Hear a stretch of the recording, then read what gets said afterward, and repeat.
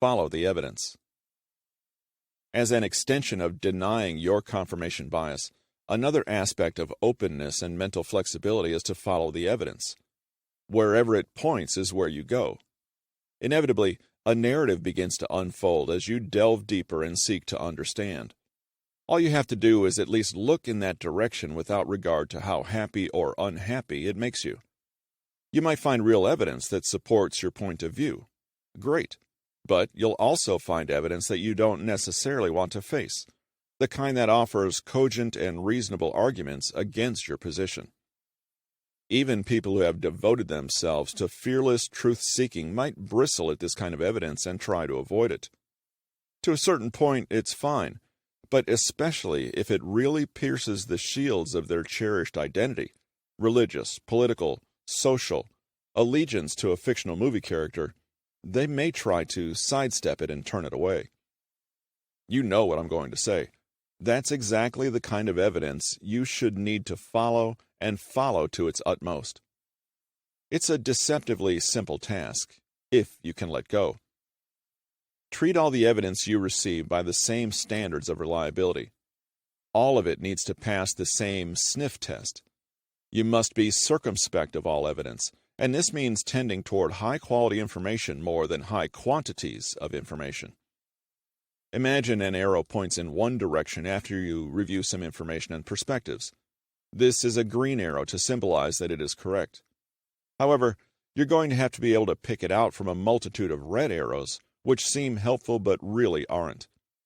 Sometimes it's more important to be able to eliminate those red arrows, as you can never quite be sure that you are indeed following the green arrow. Beware of black and white thinking. Black and white thinking is easy. That's why people practice it. But it's also dangerous. Starkly contrasted, right or wrong belief systems are the downfall of modern civilization. Unfortunately, they're not going away anytime soon. But to maintain a path of intellectual openness, you must learn to avoid black and white thinking, and keep it from inserting it into your own beliefs. Black and white thinkers only see two options for anything. You're with us or against us. If it's not Mars, it's Venus. If I don't follow that red arrow, it must be this red arrow. If the evidence doesn't point one way, then it definitely points the other. The middle ground of maybe doesn't exist because it's more important for them to be certain than right. But that's an error of epic proportions. If someone doesn't like the color red, it doesn't mean they like blue. One discovery does not necessarily rule out another, and there isn't a causal link between very many things. Only a few truths are absolute, and they're the ones that are provable by evidence. But all other truths, more accurately beliefs, are more nuanced. There's more to consider and think about when deciding what's true and what's not. Most people, in their natural state, are not sharply one way or the other. The truth is the same. Perhaps the tendency for black and white thinking is because of the following point. It's okay to be uncertain. It's not okay to pretend you know what you don't.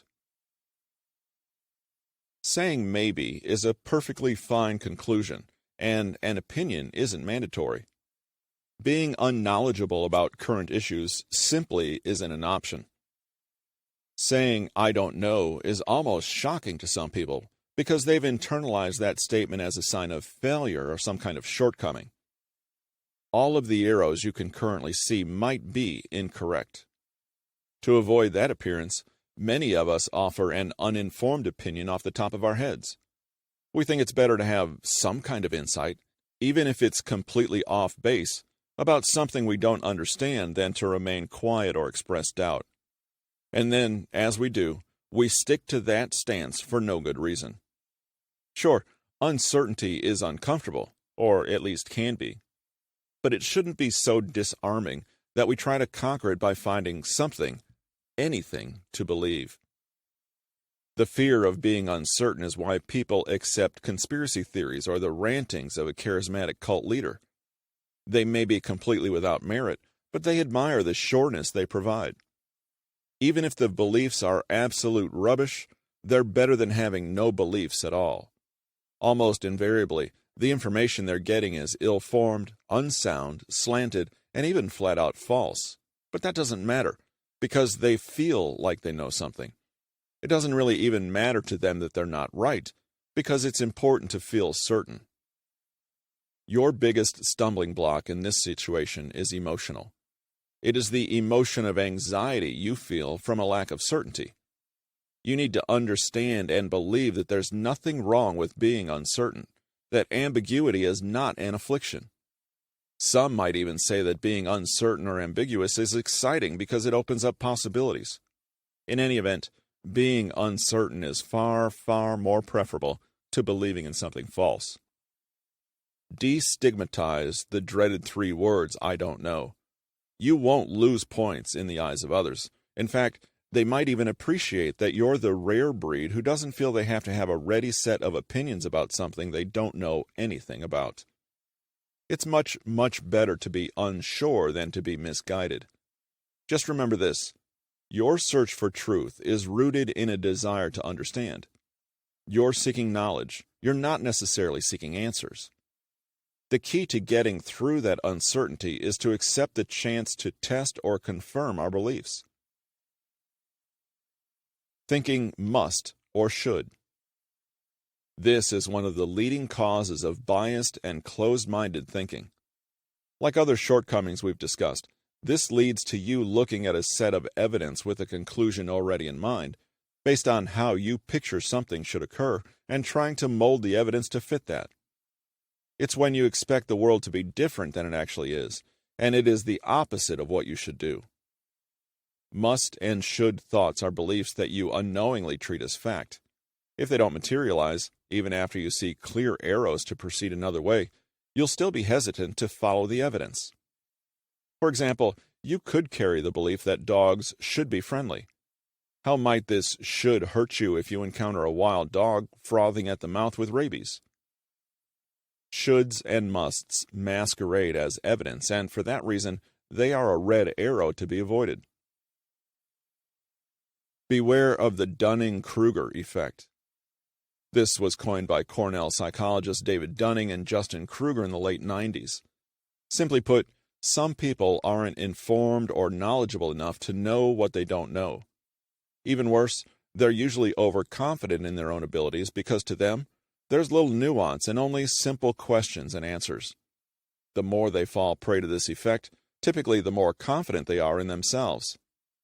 Dunning-Kruger occurs in just about any setting where there are people who assume they know best. You might see it during a chess match, where a novice feels that chess is extremely simple, while missing all the behind-the-scenes planning and nuance. It's just not possible to follow the evidence if you have no idea what you're looking for, and you don't know that you don't know. Dunning himself recently noted that the effect isn't necessarily fatal. Many people appear to have it simply because they don't know what the standards for success or accomplishment are, so they're essentially flying blind, but giving themselves credit for keeping afloat. Once people become aware they suffer from Dunning-Kruger and acknowledge it, they can always reverse its effect by learning what to do and putting it into practice. There are a few steps you can take that will ameliorate the Dunning-Kruger effect. A lot of it involves things we've already talked about: being humble and realistic about your current state of being, not being intellectually lazy, and not thinking you're above anybody else in terms of intelligence or accomplishment. The world is usually not devoid of complexity, so if you feel there is little nuance, then you're probably missing entire levels of analysis. To combat this, embracing self-challenge is a key, because it turns out that if something appears too simple to be true, you probably just don't know what to look for.